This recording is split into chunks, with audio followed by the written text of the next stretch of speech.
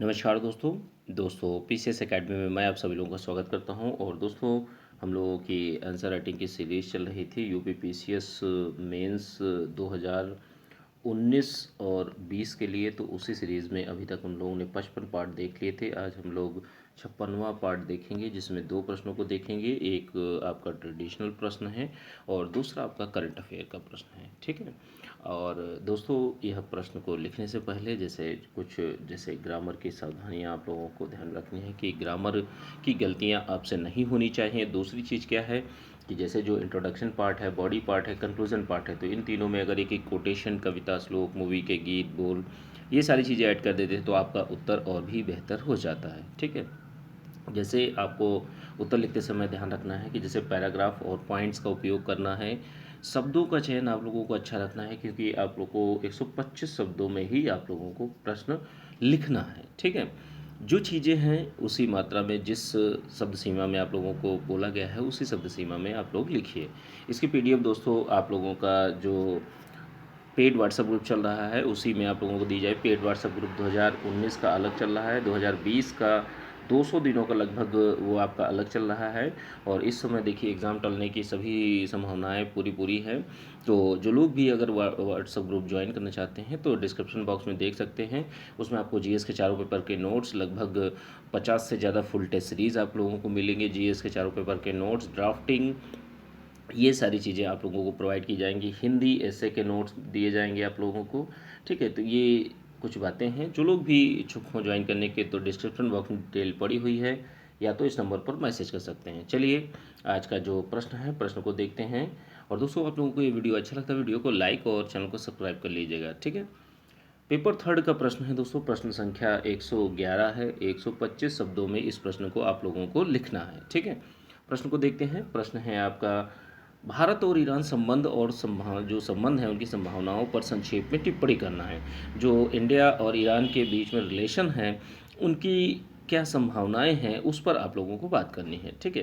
तो देखिए, जहाँ तक भारत और ईरान संबंधों की बात कही जाती है तो भारत और ईरान के मध्य सामाजिक, आर्थिक, व्यापारिक संबंध जो हैं इनका एक पुराना इतिहास रहा है। काफ़ी पुराने सालों से, काफ़ी पहले से भारत और ईरान के मध्य में संबंध बने रहे हैं। और अगर व्यापार की बात करें तो भारत और ईरान के मध्य सालाना द्विपक्षीय व्यापार जो है वो लगभग 2000 करोड़ डॉलर का है, ठीक है। तो ये व्यापारिक संबंध जो है, ठीक है, हर तरीके से सामाजिक, आर्थिक, व्यापारिक संबंध जो है, और जो केवल ट्रेड की बात कही जा रही है, ठीक है, द्विपक्षीय व्यापार की बात कही जाती है, 2000 करोड़ डॉलर का है, ठीक है। अब देखिए ईरान क्या करता है, भारत ईरान की ज़रूरतों को पूरा करता है, ठीक है। कि जैसे ईरान भारत को क्या करता है, जैसे यह है इंडिया और यह है ईरान, ठीक है। तो अब ईरान क्या करता है, ईरान भारत की ऊर्जा ज़रूरतों को पूरा करता है। और भारत क्या करता है ईरान का, देखिए दो देशों के मध्य में चीज़ें, जो रिलेशन है वो ऐसे इस्टेब्लिश होते हैं कि आप हमारे लिए कुछ करिए और हम आपके लिए कुछ करते हैं। तो ईरान भारत के लिए क्या करता है, ऊर्जा की ज़रूरतों को पूरा करता है। और भारत ईरान के लिए क्या करता है, भारत निर्यात करता है। निर्यात किन चीज़ों का करता है, जैसे दवाइयाँ हैं, भारी मशीनरी है, कलपुर्जे हैं, अनाज है। तो इन सारी चीज़ों को जो इंडिया है, इंडिया निर्यात करता है जो ईरान को, ठीक है। सामरिक संबंधों की बात कही जाती है तो देखिए अफ़गानिस्तान और मध्य एशिया, और अगर इंडिया को मिडिल ईस्ट में जाना हो, मध्य एशिया में जाना हो, तो वहाँ के लिए ये एक सहयोग प्रदान करता है, वहाँ के लिए एक रास्ता प्रदान करता है, ठीक है। तो ये कुछ बातें हैं भारत और ईरान के संबंध में। और जो चीज़ें हैं दोस्तों, वर्तमान में भी भारत और ईरान के मध्य में देखिए समय समय पर देशों के जो इंटरेस्ट होते हैं उसके अनुसार रिलेशन जो बदलते रहते हैं, रणनीतिक साझेदारियाँ बनती रहती हैं, बिगड़ती रहती हैं, ये सारी चीज़ें, लेकिन राष्ट्रीय हित सबसे पहले आते हैं।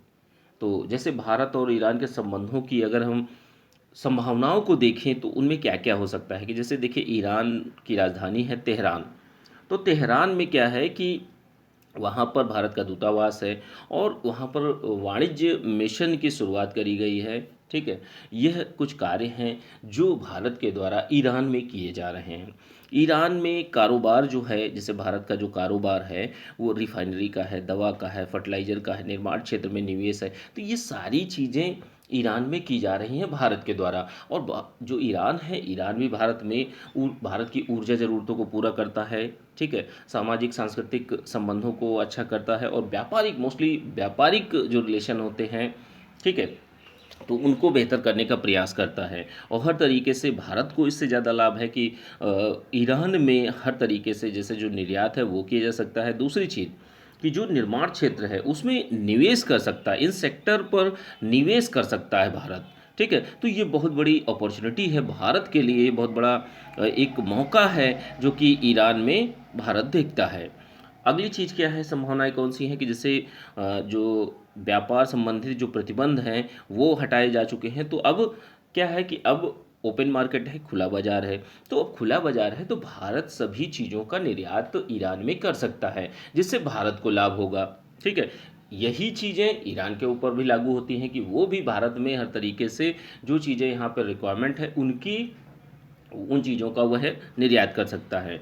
अब जैसे भारत की जहाँ तक बात की जाती है, तो भारत जो ऑटो सेक्टर है और खनन क्षेत्र है, इन पर भी सहयोग कर सकता है ईरान में, ठीक है, कि वहाँ पर विनिर्माण क्षेत्र की और जो ये इंडस्ट्री है, ऑटो इंडस्ट्री, खनन क्षेत्र है, तो इन क्षेत्रों पर भी सहयोग करेगा भारत, ठीक है, कर सकता है ईरान में, ठीक है।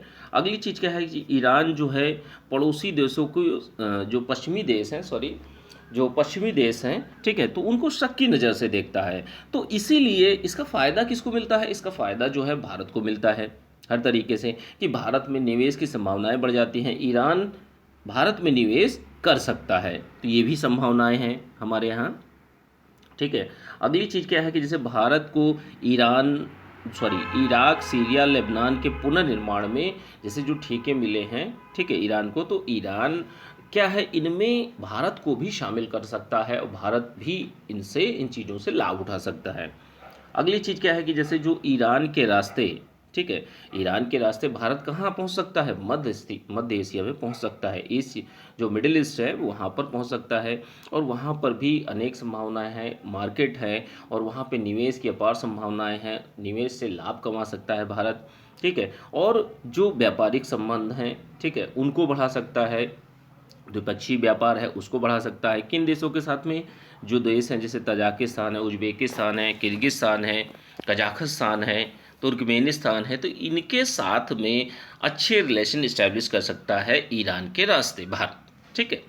तो रूस में भी प्रवेश कर सकता है। तो ये बहुत बड़ी संभावनाएं हैं। अगर हमारा रिलेशन ईरान के साथ में अच्छा होता है तो ये सारी की सारी चीज़ें क्रियान्वित की जा सकती हैं, ठीक है। और क्या चीज़ है कि भारत के सहयोग से जो चाबहार बंदरगाह है, ईरान और भारत के सहयोग से इसका निर्माण किया जा रहा है। तो इसको बहुत अच्छी तरीके से विकसित करने का प्रयास किया जा रहा है। और देखिए, ईरान और भारत के बीच में जो द्विपक्षीय व्यापार है और बहुपक्षीय व्यापार, ठीक है, बहुत देशों के साथ में जो व्यापार होता है उसे बहुपक्षीय व्यापार कहते हैं, ठीक है।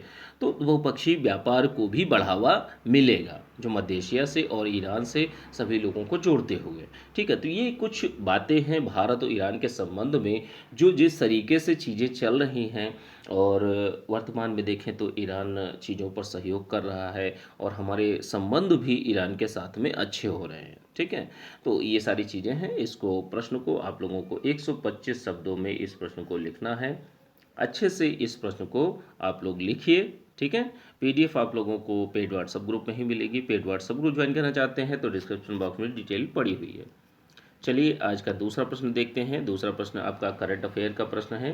करंट अफेयर का प्रश्न है और प्रश्न संख्या 112 है और 125 शब्दों में इस प्रश्न को लिखना है। और दोस्तों, जिन लोगों का, जैसे जो लोग बीओ का एग्ज़ाम देंगे, तो जैसे इस समय खाली समय है, तो आप लोगों का जो एक प्रश्नों का टाइप है कि 125 शब्दों में भी आप लोगों को कुछ प्रश्न, 10 प्रश्न लिखने होंगे, ठीक है। तो 10 प्रश्न आपको 50 शब्दों में लिखने होंगे और 20 प्रश्न जो होंगे वो आपको 25 शब्दों में लिखने होंगे। तो जो भी डेली वर्क का डिस्कशन चल रहा है उसको आप लोग देखते रहिए, और जो एक यह जो मेंस की आंसर राइटिंग चल रही इसको भी देखते रहे, क्योंकि देखिए बीयू में मेंस में जीएस का पेपर रिटन है, हिंदी दूसरा पेपर है, हिंदी और ऐसे तो वो भी रिटन है। तो हर तरीके से बीओ का मेंस के लिए आपको आंसर राइटिंग क्षमता का विकास करना होगा। तो अभी से ये चीज़ें करते रहेंगे तो सारी चीज़ें और भी अच्छी हो जाएंगी। ठीक है। अब देखिए जो आज का प्रश्न है, दूसरा प्रश्न है, ठीक है, करंट अफेयर का प्रश्न है।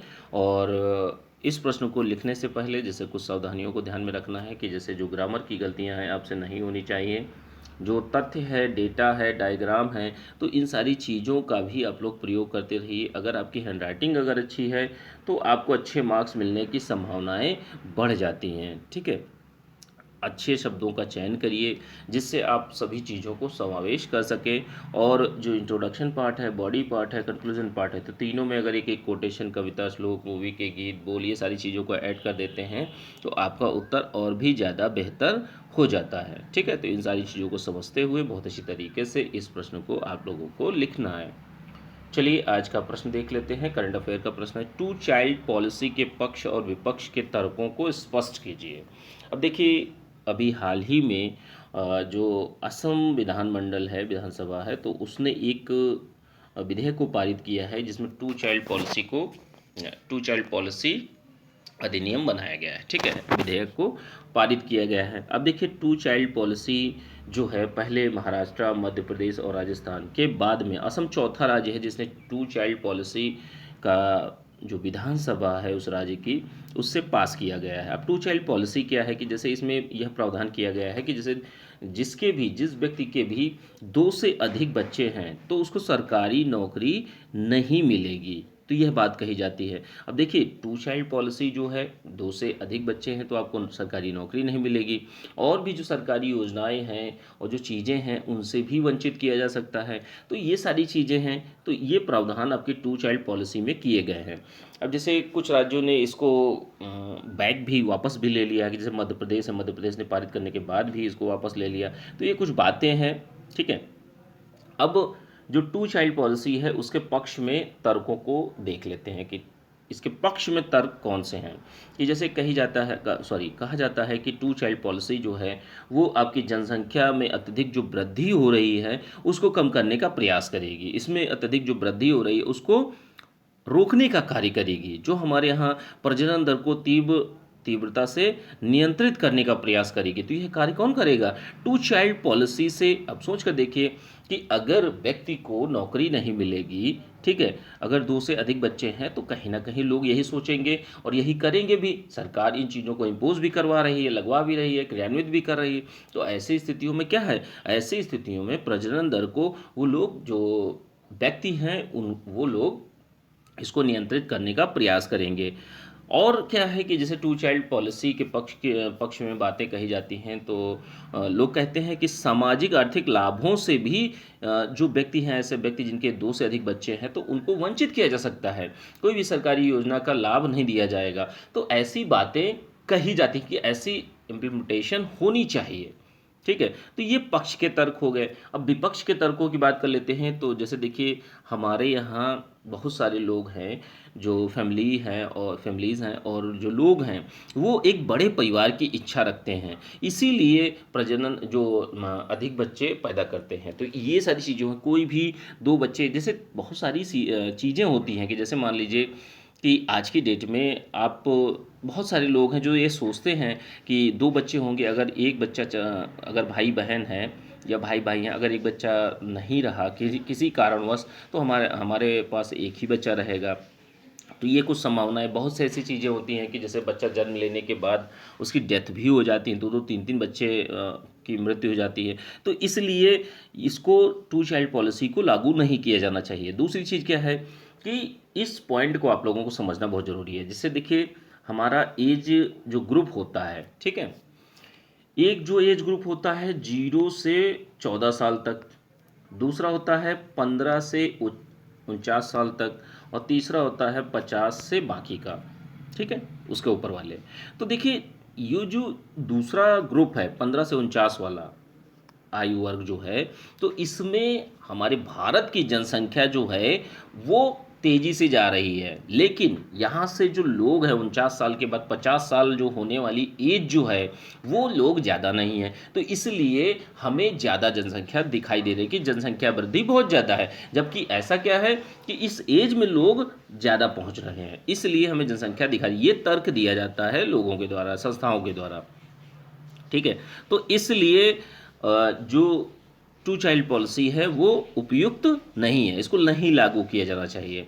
दूसरी चीज़ क्या है कि जैसे देश की लगभग 55% जनसंख्या का जो कुल प्रजनन दर है वो 2.1 से, जो देश का प्रजनन दर है 2.1, तो इससे भी कम है। तो आप सोच के देखिए कि जनसंख्या पर नियंत्रण और ज़्यादा लगा रहे हैं तो आपका जो कुल प्रजनन दर है वो और भी ज़्यादा निम्न होगा, जनसंख्या में और ज़्यादा कमी आएगी। ठीक है, राष्ट्रीय स्तर पर जैसे जनसंख्या पर गिरावट भी देखी जा रही है, 2.1 से भी कई राज्यों के जो डेटा है वो नीचे हैं, लेकिन कुछ राज्यों में है कि ज़्यादा भी हैं। जैसे बिहार की बात की जाती है तो बिहार में यह कहा जा रहा है कि 2021 तक जो कुल प्रजनन दर है वो बिहार की 2.5% रहेगी।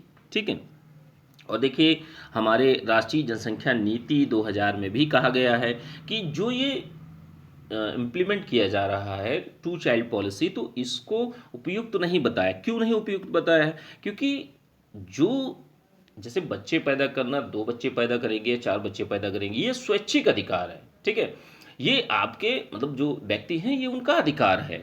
ठीक है, इसको सरकार को हस्तक्षेप नहीं करना चाहिए। और इस पर राष्ट्रीय जनसंख्या नीति 2000 में भी कहा गया है कि जो बच्चों को पैदा करना है, ठीक है, वह स्वैच्छिक है और इसकी सूचना जो है व्यक्ति को सरकार को देनी चाहिए, उसका जन्म पंजीकरण जरूर कराना चाहिए जितने भी बच्चे हैं। और क्या चीज़ें हैं कि जैसे जो मानवाधिकार आयोग है, मानवाधिकार आयोग ने अभी हाल ही में एक जनसंख्या और जनसंख्या वृद्धि पर एक सम्मेलन का आयोजन किया था, तो उसमें भी स्वैच्छिक चीज़ों पर जो स्वैच्छिक अधिकार हैं, मानव के अधिकार हैं, उनका उल्लंघन माना था टू चाइल्ड पॉलिसी को। तो ये सारी की सारी बातें हैं जो टू चाइल्ड पॉलिसी के विपक्ष में जो तर्क हैं उन पर बात कही जाती है। तो ठीक है, तो इस तरीके से अच्छे से इस प्रश्न को आप लोगों को लिखना है 125 शब्दों में। और जो लोग भी, यह जो पीडीएफ है दोस्तों, आप लोगों को पेड व्हाट्सएप ग्रुप चल रहा है 2020 मेंस का, और इस समय आप लोगों के पास बहुत अच्छा मौका है, समय है, घर पर हैं, ज़्यादा से ज़्यादा समय मिल रहा है, तो उसको पढ़ने में यूटिलाइज़ करिए और अच्छे से तैयारी करिए। जो लोग भी पेड व्हाट्सएप ग्रुप 2020 मेंस का ज्वाइन करना चाहते हैं या नोट्स लेना चाहते हैं 2019 मेंस के लिए, तो वो ले सकते हैं, डिटेल ले सकते हैं, डिस्क्रिप्शन बॉक्स में डिटेल पड़ी हुई है, तो इस नंबर पर मैसेज कर सकते हैं। ठीक है, चलिए ठीक है, थैंक यू देखने के लिए।